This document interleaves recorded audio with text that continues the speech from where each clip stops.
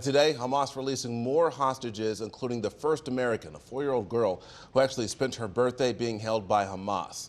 And Aviva Siegel, she and her husband, North Carolina native Keith Siegel, were both taken hostage on October 7th. He is still being held hostage this evening, and tonight we're hearing from Keith's brother. But before that, we do want to get you to the latest on the hostage release from ABC's Matt Gunman, who is on the ground tonight in Israel.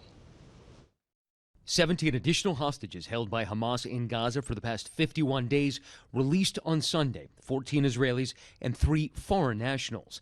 Among those freed, Abigail Edan, who turned 4 on Friday.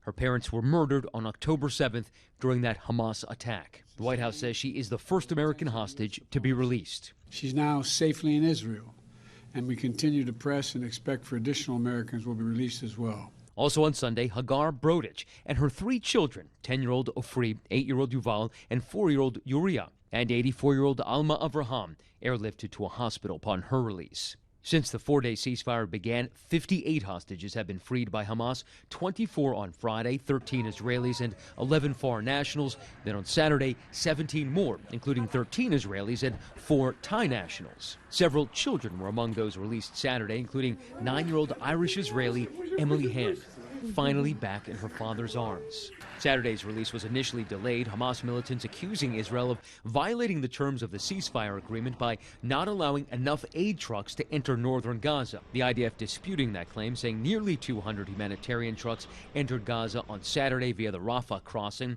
with more than 200 today. President Biden says the U.S. will continue to work to extend the pause in fighting. That's my goal. That's our goal, to keep this pause going beyond tomorrow so that we can continue to see more hostages come out and surge more humanitarian relief into those who in need in Gaza. Under the terms of the ceasefire agreement, Israel has released over 100 Palestinian prisoners, women and teenage boys from its jails to the West Bank. Matt Gunman, ABC News, Tel Aviv. And then there's the local connection to one of those hostages being released today, the wife of a North Carolina native, Keith Siegel, among the 17 freed by Hamas. We have our Sean Coffey. He's been following this developing story for much of the day. Sean, walk us through what we know tonight and that connection to right here in North Carolina. Yeah, DeWanna, major and obviously a very positive update to a local angle that we've been reporting on. Adrienne Siegel, who goes by Aviva Siegel, is the wife of North Carolina native Keith Siegel. We now know she is one of the people that was released earlier today and is coming home. Now, the Siegels moved to Israel decades ago, and they were living in the Kfar Aza kibbutz when they were taken hostage back on October 7th. It's not yet clear exactly when Aviva will be returning home or where she'll be flying into. Her husband, Keith, continues to be held by Hamas, one of the more than 200 people still thought to be held captive by the group. Earlier today, Keith's brother David spoke with ABC News saying while the family is heartbroken Keith isn't coming home yet, they were elated by today's news.